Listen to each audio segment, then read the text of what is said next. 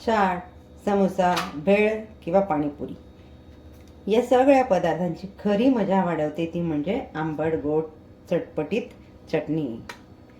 बाजारात मिळणारी चटणी तर आपण नेहमीच खातो, पण तीच चव घरी अधिक टेस्टी पद्धतीने बनवता आली तर चला तर मग करूयात सुरुवात. त्यासाठी आपण घेतलेला आहे बिया काढून घेतलेली चिंच 1 वाटी आणि बिया काढून घेतलेली खजूर 1 वाटी. चिंच आणि खजूर एकत्र आपण 2 तास गरम पाण्यात भिजत ठेवलेली. आता याला आपण मिक्सरला फाईन पेस्ट वाटप करून घेऊया. या पद्धतीने आपण याचं बारीक पेस्ट करून घेतलेली आहे. मिश्रण आपल्याला गाळणीत घालून चाळून घ्यायचं आहे. खजूर आणि चिंचेचं मिश्रण आपण गाळणीने चाळून घेतलेलं आहे. गॅसची फ्लेम मी इथे ऑन करून घेतलेली आहे. आता या चिंचेच्या मिश्रणामध्ये आपण घालतोय ज्या वाटीच्या मापाने मी चिंच आणि खजूर घेतले त्याच वाटीच्या मापाने मी 2 वाटी पाणी यामध्ये ॲड करून घेणार आहे. मिश्रण आपलं हलकं गरम झालेलं आहे. इथे मी गॅसची फ्लेम मीडियम ठेवलेली आहे. आता यामध्ये आपण ॲड करून घेणार आहोत पावडर मसाले. यामध्ये घालतोय 1 चमचा लाल मिरची पावडर, भाजलेल्या जिऱ्याची पावडर 1 चमचा, सुंठ पावडर 1 चमचा, 1 चमचा काळं मीठ, गरम मसाला 1 चमचा आणि चवीनुसार मीठ. आपल्याला मिश्रण मिक्स करून घ्यायचं आहे. आता यामध्ये मी घालून घेते 2 टेबलस्पून गूळ. लागणारं सर्व साहित्य आपलं यामध्ये घालून झालेलं आहे.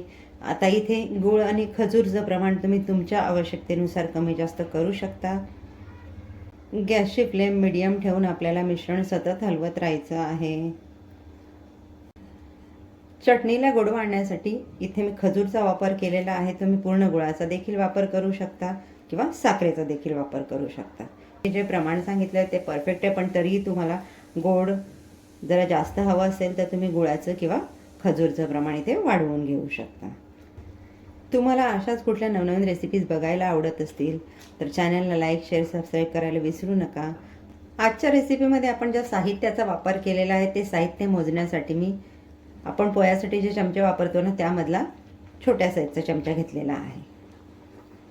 चटणी आपली बऱ्यापैकी घट्ट झालेली आहे. आता चेक कशी करायची, चमच्यावर किंवा स्पॅच्युलावर तिला घेऊन बघायची, थोडी गार होऊ द्यायची आणि नंतर या पद्धतीने बोट करून बघायचं. म्हणजे स्पॅच्युलावरची चटणी जवळ येत नाही आहे तशी स्थिर राहते. म्हणजे आपली चटणी आता इथे रेडी झालेली आहे. आता ही चटणी थंड झाल्यावर आणखी घट्ट होते, त्यामुळे आपल्याला ह्या स्टेजला गॅस घालवून द्यायचा आहे. थंड झाली की ती आणखी थोडी थिक होईल. इथे मी छोटू कढई गरम करायला ठेवून घेतली, त्यामध्ये घालते 2 टेबलस्पून मगज बी. आता हे हलका आपल्याला गरम करून घ्यायचं. मगज बी आपल्या इथे हलक्या भाजून झालेल्या आहेत. आता आपण गॅस घालवून देऊयात आणि त्या छोटू कढईमध्ये त्यांना हलवत राहाव्यात, म्हणजे त्या खाली जळणार नाही. यामध्ये आपण घालून घेतोय भाजून घेतलेला मगज बी.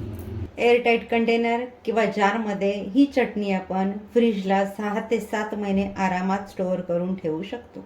तयार आहे आपली चाट, समोसा, भेळ किंवा पाणीपुरी या सगळ्या पदार्थांची खरी मजा वाढवणारी गोड आंबट तिखट चटपटीत अशी चटणी.